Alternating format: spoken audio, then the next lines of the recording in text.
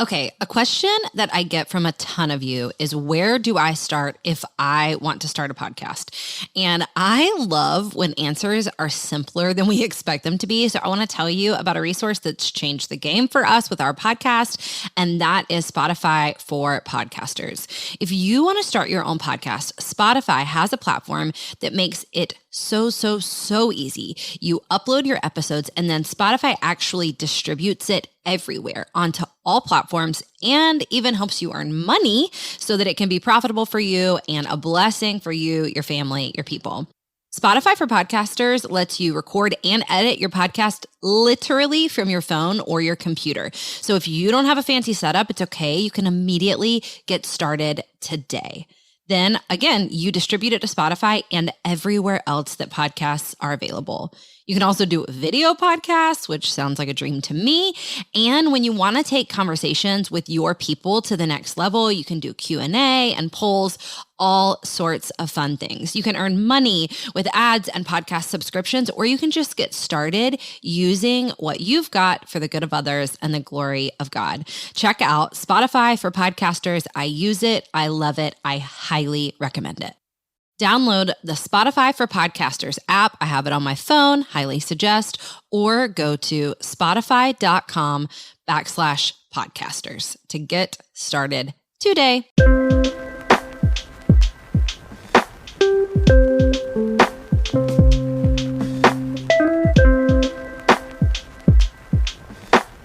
Hello, friends. Welcome to the Go and Tell Gals podcast with Jess Connolly and Kanisha Bikes. Today, we're talking to one of our friends, a woman who runs on mission. We are praying this conversation leaves you fired up and ready to go right where you're at. We're super thankful for you. Let's go. Hey, girls, we are here. And guys, we have some guys. Can that be a collective term? We are sitting here today with Ellie Holcomb, and I am so excited to sit with her and just learn more about what mission means to her and about who she is. She came in with so much energy. Brenna also is with us today. For those of you who don't remember, she is our producer. But today she's going to actually sit in with us on this conversation and kind of help me host it and chat with Ellie. So with that being said, Brenna, I'll let you take the lead on this. Yeah. Hi, Ellie. Hi. It's good to be here. Fun story about you.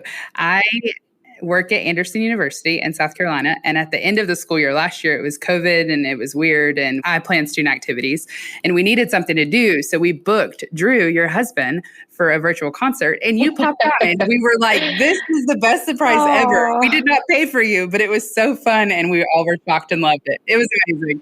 I think I just finished putting the kids down and I was like, hey, y'all. So fun.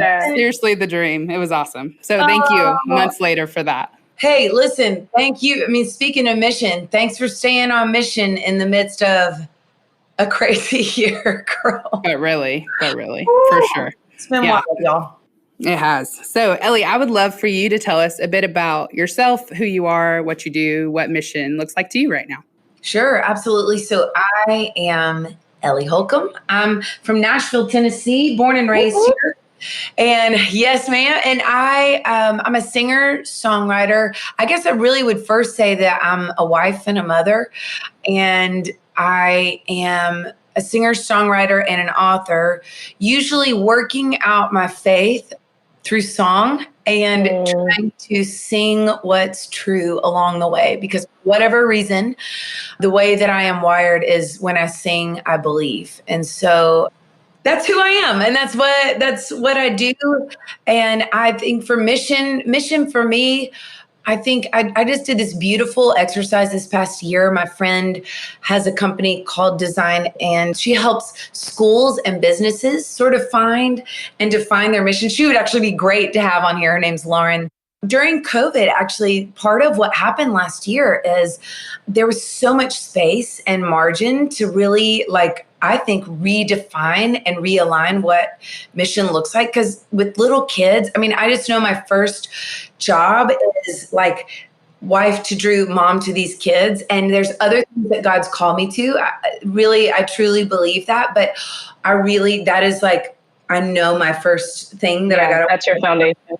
care of. Yeah. Yeah. And so it was so amazing. She has this thing called vision, values, and behavior. And she sort of takes you through a process of identifying what your core values are and then aligning those with your behavior. And y'all, I felt like she gave me like a deep rudder. Like I've had the ship, Wow. I've sails, I see where I want to go, like this navigate by the stars. But I felt like she handed me like this deep rudder. And so my core values are authentic community, and that is in the context of family, and that is in the context of a creative community as well. And then listening, which is very much a spiritual practice for me, and then spontaneity. And so it has been I love that so much. To sort of know, like, this is sort of, and what's beautiful about that is God makes each one of us different, like with different kind of core values that really matter to us. He shapes us and he puts those in there on purpose because he has good works that he's prepared for us ahead of time to do. And so it's such a beautiful thing to identify that and to feel like, I don't know, I feel like after this past year, I have so much more clarity on what I am called to do. Oh my gosh. And is that not what it's all about? I mean, like first of all, I mean, seriously, like the opposite of that is the lack of clarity. And what is life like when you're walking the road, journeying through life and do not know what the heck you're doing? Like, how confusing, cloudy, messy is life. But then when you hear the voice of God tell you, this is who you are and this is what I have for you, I will run the world with the people that he has set aside, alongside me or to come alongside me, right? That is exactly right. It's like, I see it now. I can see it. Well, it's so, what was so beautiful about the process? Because I don't know, sometimes it feels like, I just feel like I'm focusing on myself. And it's like, but hold up, back up here. God made you yourself. Yeah. Exactly who you are, with the gifts that he's giving you, with the passions that he's giving you. Even, I would dare say, with the wounds that he knew that you would maybe sustain and carry in this broken world that we're in. And he knew that those would happen. And he would say, I'm going to use even those things to create this person's mission that really only you can do. And that, he can do it without us, but that he invites us, right? Yes. And I yes. just the invitation. It's such an invitation. And so there's not necessarily a pressure, but there is a certain way that he's going to reflect and shine his image into this world around us. And that it looks different through each person. It's never exactly the same. And so there was something so beautiful. I felt like I've always known and been trained, like grown up in the church. I know that God loves me, but as I leaned into some of this understanding what I really care about and what makes me tick and what the places where I feel like I'm firing on all cylinders, where I'm like, I love this. I was like, oh my God, God likes me. And I'm a hot mess. I'm not like, like I'm actually a mess, but he made me just so. And so, and that was on purpose. He did that on purpose. And that's been a really freeing, beautiful gift.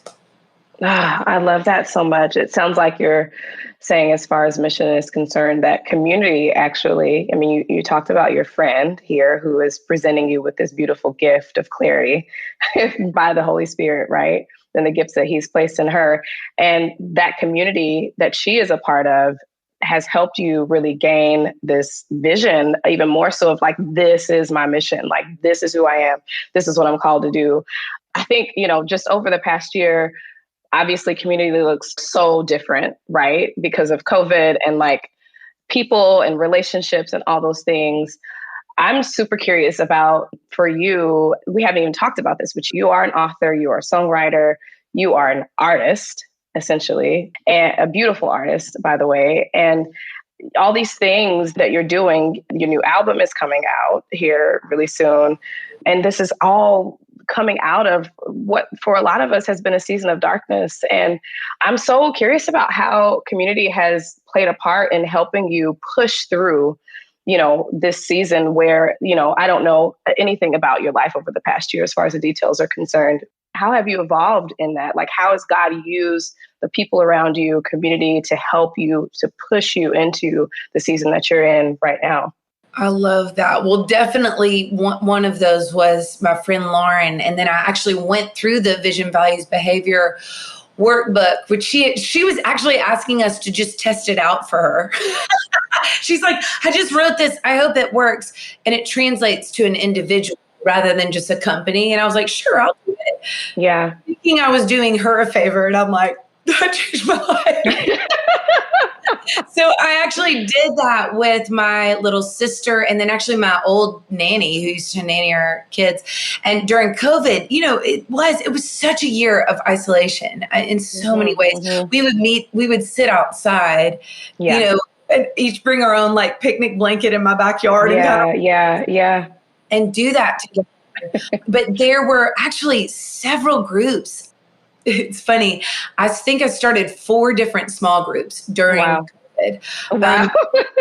Because I was like, I'm wired for authentic community. Let's go. I'm a 7 on the Enneagram. So I was just I know where I'm going. Let's do this. And so that was, one is with a group of other artists and musicians.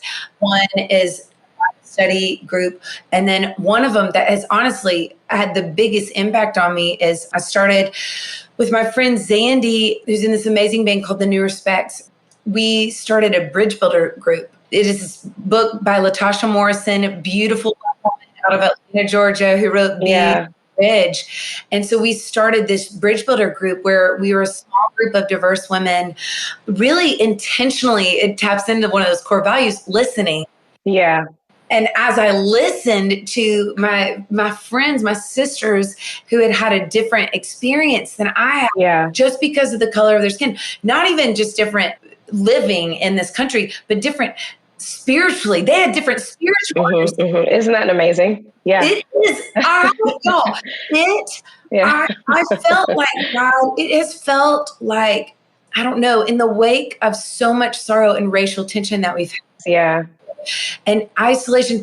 And I am like, man, it has felt like sometimes it's felt so small in the wake of George Floyd and everything. I'm like, we have to do something now and big. And God's like, try this. Yeah. How about we listen? Conversations. Really small. And I know we need to do big systemic things too. So I'm not saying that. What's happened as I've just had conversations, as I've listened, as we've acknowledged the truth, as we've practiced lament together and grief together, as we've repented together, and then begun these conversations about what it looks like to rebuild and to reconcile. Yeah. It has been, my heart has expanded, y'all. Like, it looks like little seeds, and sometimes in the wake of so much hate and division and I don't know, it just, sometimes it feels so overwhelming and hard and dark and broken. And sometimes it feels like you're throwing like tiny little flower seeds at it. But man, my vision, I'm an entirely different human. And the gospel is wider and higher and more colorful and more wonderful and more powerful than it has ever been before for me. And so I feel like there is this sense of what I feel like I've learned this past year in this counseling group, in Bible study, in this Bridge Builders group, and then in my little Vision, Values, Behavior group, is to practice lament together, is to not be afraid to lean into the broken parts of our own stories and into the broken parts of things that are within the church, things that are within our country and within our world, because actually God is in the business of moving to the lowest place. He is a healer. He is the Prince of Peace. And we get to be called into this work of following the example of the ultimate bridge builder, Jesus. Come on. Isn't it a beautiful invitation? Yeah, it is such a beautiful invitation. Build the ancient ruins. Yeah. It's like Isaiah 61. Yes. Like the prophecy of the ministry. Favorite. Like, we are that planting, the display of the Lord's splendor, and we will rebuild the ancient ruins. We get to be a part of that. And so beautiful is sometimes that looks like just having a conversation and listening and saying, I got this totally wrong. I'm so sorry. I missed that. I love you well. And the way that has expanded my heart has been so deeply encouraging this year. I love that so much. Yeah. I love that so much. I think, Ellie, I saw online that you say your new album coming up is, you would describe it as to be broken is to be human. I love that. Can you tell us a bit about that and how that has connected to your experience in 2020? That totally great. I'm like, way to go. Of course you're a producer. You're teeing this up. But that is so connected to exactly what I was just saying. I learned how to, via a counseling journey, even before 2020, had this personal experience of visiting some of the deepest wounds in my own story and grieving them. I'd visited them before in counseling.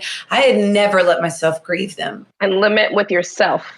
Yep. I'm a 7 on the Enneagram. I hate pain. I hate discomfort. So this year has been I'm an 8 wing 7. So I understand. Yeah. Yeah. And yet it is when, as I've learned to sit with the sadness and to let myself and grieve. And sometimes that's it on our faith journey. That's something we can do, right? Is breathe like those prayers or just weep. Sometimes all we can do is weep. But as I did that, what happened is I encountered this presence of God's love and tenderness and empathy in my most broken places. And I think there's just, somebody was asking me, well, how did you know that was God? And I'm like, I don't have any other explanation for being at my worst, visiting my worst moments in my story where the prayers didn't work out like I had asked them to, where I didn't feel like I had faith, but still encountering a presence of love and peace that did not come from within me. And the only other explanation that I have for that is that it came from a source of love and light that is beyond me. And so encountering that, and in the midst of that grief personally, it felt, I had actually written a whole record about that and thought that's the record that I was going to make. And then 2020 hit, and then George Floyd happened, and then political division, so much loss, so much sorrow globally, nationally, on a national level, on a global level. And all of a sudden I felt like my understanding of the gospel went from a raindrop, like, oh, so good right here, to this is the ocean. It's not the rain, it's the ocean. And I went to the Grand Canyon in the midst of all of this when the numbers were low in summer. Have y'all been? I had never been in my life. Yeah, once. We went like 8 years ago. I've been, once. Yeah. I want to go. I haven't been. It's beautiful. It's so beautiful. And when the numbers were lower, we were like, we can go and be outside. And, we camped. And so we camped on the northern rim, and then we went the canyon, rafted the river, and then rafted the next day, camped on the riverbanks that night. And so when we were down there, our guide said, the canyon walls, the Grand Canyon walls, tell a story, and it's really a story of disaster upon disaster upon disaster. You can see it. It's like this, and he's pointing, he's like, this was a landslide, that was a mudslide, see that crack diagonally, that's an earthquake, this is a volcano, that's lava flow.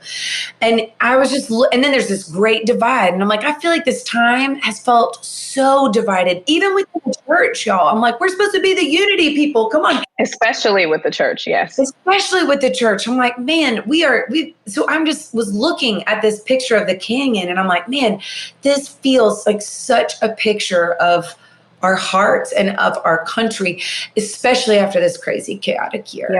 Wound upon weary wound, loss upon loss, in the story of racial tension and sorrow and devastation that's happened here.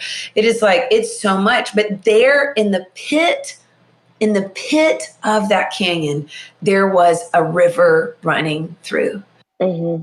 And all of a sudden I had this realization that there is, as it turns out, there is a current of living water that runs deeper than our deepest sorrow, than our deepest ache, than our deepest place of division, and that will carry us if we'll only let it. And so I came away from that trip from the Grand Canyon, and I was like, oh my word, Lord, this is not just my story that you've done this in. This is you. You came, you died, for God so loved the world. Like, this is who you are for every beating human heart. Yeah. You are here. And so there was this sense of wanting to really realizing I could sing.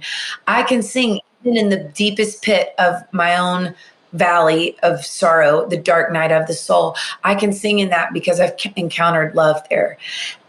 And I'm just so grateful that, as it turns out, when you sing in the midst of a valley, when you sing in the midst of a canyon, actually, when you sing down there, it echoes off of every single broken piece of your story that's all around you, actually multiplied. And that is kingdom of heaven stuff too. I'm like, Yeah. it has been so beautiful to A, sing about God's presence there. But B, I think this record that I just made sort of feels like there's a song called Bridge about the racial reconciliation stuff that really is just, I'll go first, but it feels like an invitation. And that's what Jesus gives to all of us. It's an invitation. Come, all you who are thirsty. Yes. Yes. Will satisfy, even in the desert. Come, all of you who are hungry. Oh, you're my enemy? This table's for you too. Just let me break bread with you and share. And what does that actually look like for us? I think if we lean into the fact that we're beloved, even in our most broken places, it helps us love somebody who maybe is totally different than us across enemy lines. And so there's an invitation to come and behold the fact that we are beloved and we belong even in our most broken places. Then, because of that, we get to join up like molecules of water in that current of living water and say, like streams into the desert, and say, yeah, did you know? Have you heard? We are in fact the object of God's affection. Hey friends, it's Brenna here. I'm interrupting this episode to ask you a favor. Would you head to your podcast app and leave us a review? This helps other gals find the show, and it also helps us to know exactly what you'd like to hear. Plus, if you leave a review between now and the end of June, you'll have a chance to win some brand new Breaking Free from Body Shame merch to help you keep running on mission. Check out the show notes for all the details. Thank you, thank you, thank you. Now let's get back to this conversation. I love it so much. I love your perspective and the way that you see the world and that you see God's kingdom and his people and his world. Like, just as an artist, I consider myself an artist as well. And I just think it's so fun to sit with other artists and talk about Jesus and talk about God and his creation. And it's so obvious that that's something that beyond resonates with you. It's just such a huge part of who you are. And I want to go back to something that you said, which is people asking you, well, how did you know it was God? I think, tell me what you think, but I think part of that, and Brenna obviously as well, like when you, as the created, connect with your creator, there is something so infallible about that connection. You don't have words for it necessarily. Like, you couldn't say, well, I know because ABC happened. But you just know that you know that you know because you are the created, that it was something, it was the touch of the creator, right? It's like when a baby cries and the mom, there's 50 babies in a room. The one baby is crying. The mom's like, that's my baby. That's my baby. It's undeniable. There is that blood connection. There is that connection between the two of those, that mother and that child, that is infallible. And I think that's how, like, when I hear that question, I think, and this is hopefully encouragement to someone out there, like, this is how we know. We know because we're the created, and there will never be a doubt when the creator has touched us, when he has affected us, when he has called us, when he has come into our lives in that way or in those moments. Oh, I love that, Kanisha. That's so beautiful. And the fact that you're talking about crying and a baby's crying, that's how it's so interesting, because that's how, when a baby is born, the cry, our first breath comes out in a cry. We begin this journey of being alive. I mean, I know that we're alive in the womb too, but our first expression of being human, the way that they know that the baby's healthy is that the baby's crying. And sometimes I'm trying to avoid that. And then God himself, wrapped in flesh, baby cried, just like, oh my goodness, he put himself in the arms of a teen mom. I just am like, I cannot believe that he did that. So that our very breath, even when we're crying, and that's all that we can do, we're connecting and calling out to our... Yeah, come on. Yeah, always. Even when we don't know it, we are. If it's addiction, we're crying out. If it's hurt and pain, we're crying out. If it's joy, we're crying out. Like, we are forever. Yeah, We are. We always are. There's this story that I read. I need to look up where this is from. But there's this story that I read, just to your point about like we belong. We're sons and daughters of the one who made us, like our Father who made us, our Creator. There's this story of this mom. She had an infant and then a 3-year-old. She put the infant down for a nap and she was doing dishes or something. She can't find the 3-year-old anywhere. And she's panicking. She's looking everywhere. And finally she looks on the baby monitor because she's about to go in the backyard to look for the 3-year-old. She's like, where's my 3-year-old? And she sees the 3-year-old looking over the baby's crib. And she gets really worried. She's like, oh my gosh, is he going to wake the baby up? Is he going to hurt the baby? And she leans in, she walks up, runs up to the room. And before she gets in, she hears that her 3-year-old son is talking to the infant. And so she kind of doesn't just bust in there. She listens. And this is what the 3-year-old was saying to his infant brother. He said, quick, remind me what heaven's like. I'm starting to forget. Oh, what? Like, this is a real story? As if like this actually happened? This actually happened. This isn't like something someone wrote. Like, this is an actual, real occurrence that happened. Wow. When I heard this for the first time, I just thought, isn't that it? Like, our work is to remember where we came from.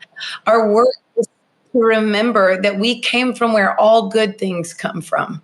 That original blessing that God spoke over creation. This is good. This is good. And we know we're not good. We know we're broken, but because of Jesus, we're restored to this is good. This is good. It's both and of the brokenness and the belovedness and the made in the image of God. Well, you know, it's so funny. Like, it's ironic, but not, because I don't believe in coincidence, but that you even say that, because one of my questions was recalling, retelling, remembering. How are you recalling, retelling, and remembering the goodness and the faithfulness of God in your life? Because I feel like this year also has been one of those spaces where we have had the space to really think about, what do I feel? What do I think about the good? Is God good? Because right now life isn't that good. So how am I recalling? How am I retelling? How am I remembering? For me, it's through the lens of creating in my house and creating things that remind me of his goodness.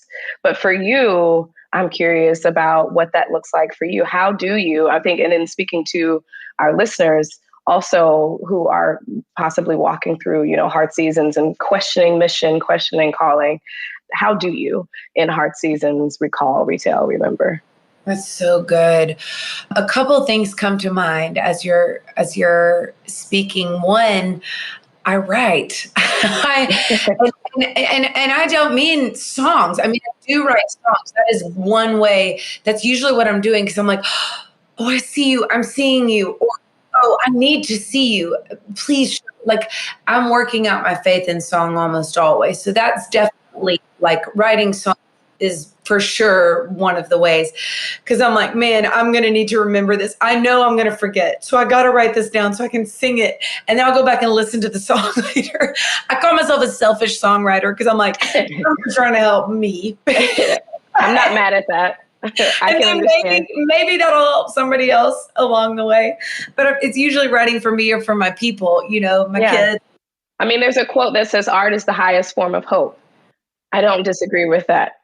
I highly agree with that. I do too. And you talk about our Creator, like, it's so amazing to me. Like, he made us to create. And that may be, I think some people hear that and they're like, I'm not created. And I'm like, no. This applies to everybody. You could cultivate a conversation. You could craft a meal. You can craft a schedule. You can craft a conversation. You can craft a spreadsheet. Thank God for people who Thank God for those, because that's not me.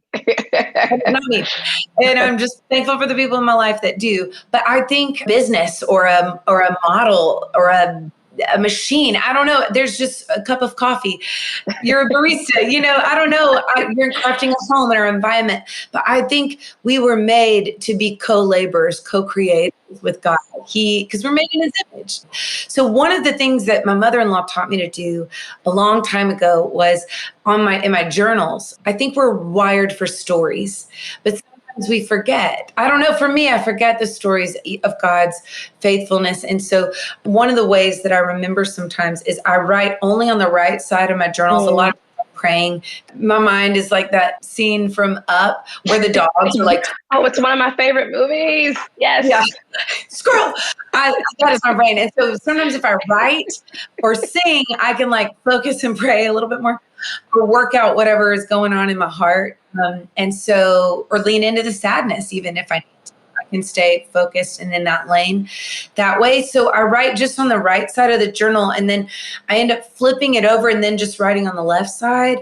And in the process of doing that, so often I'll flip it around and I'll be like, oh my goodness, this was going on. And you've answered this prayer in this way. I needed this truth on that day.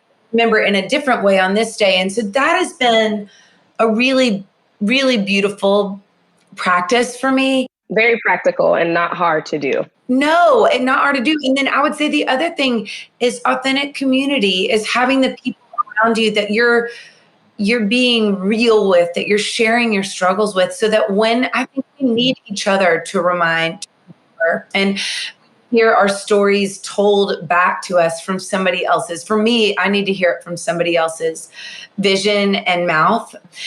And I just was writing a song the other day with this Chris Renzema. The bridge of it basically said, I will build an altar. I'll stack it stone by stone to remind my weary heart that I've never walked alone. My faith will surely falter, but that won't change what you've done, because every Ebenezer tells me I am not alone. Wow. I was like, it's one of those songs that you feel like you caught. You're like, oh my goodness, this is so good. But they were doing that in scripture, building altars. And so I think sometimes, like, I don't know, I'll write a verse down that's done some work in my soul, or I'll go look for a print of that verse to print out. Or I don't know, I have this little collection of things that are on my dresser of rocks, or I don't know, they're just little physical reminders that remind me, like an Ebenezer, of what God has done. Yep. I love that so much.